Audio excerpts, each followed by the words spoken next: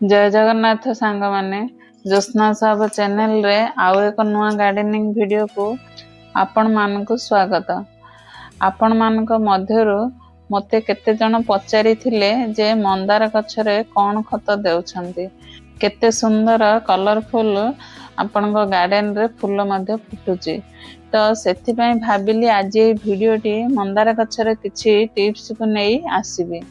मंदार गछरे किपरि भल फूल हेबो एवं किपरि गछर ग्रोथ भल से हेबो, तेणु एही वीडियोटी को शेष पर्यंत देखिले आपण माने सबु बुझी पारिबे। गछर केयर विषय रे एवं मंदार गछर जत्न विषय रे सबु ठीक से बुझी पारिबे। तो एठी देखि पारुथिबे मो गछरे केते बड़ बड़ साइज रो फूल फुटुची प्रत्येक दिन। मु फूल तोली वीडियो रे देखाउछि आपण मानकु, आपण माने जानि पारुथिबे।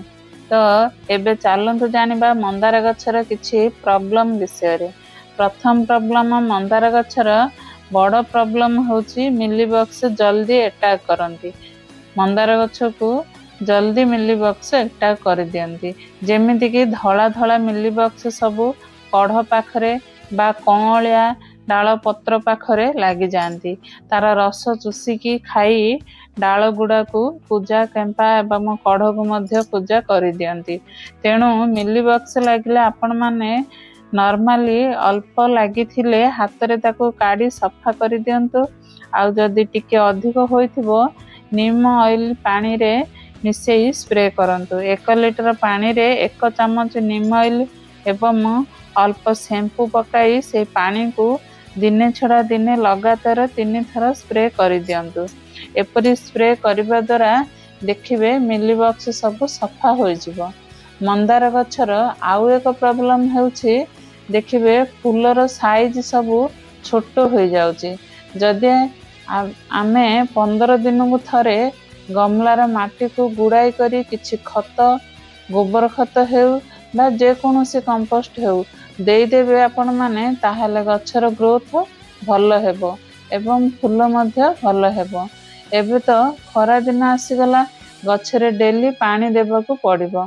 आपणको गछर ग्रोथ देखि करी आपण पानी देबे एवं गमलार माटी को देखि करी गछरे पानी देबे। गमलार माटी जदि ऊपर परसेंट सुखी जाइथिबो ताहाले ही पानी देबे, जदि ओदा थिबो ताहाले बारंबार पानी देले गछ को खराब होई थाए।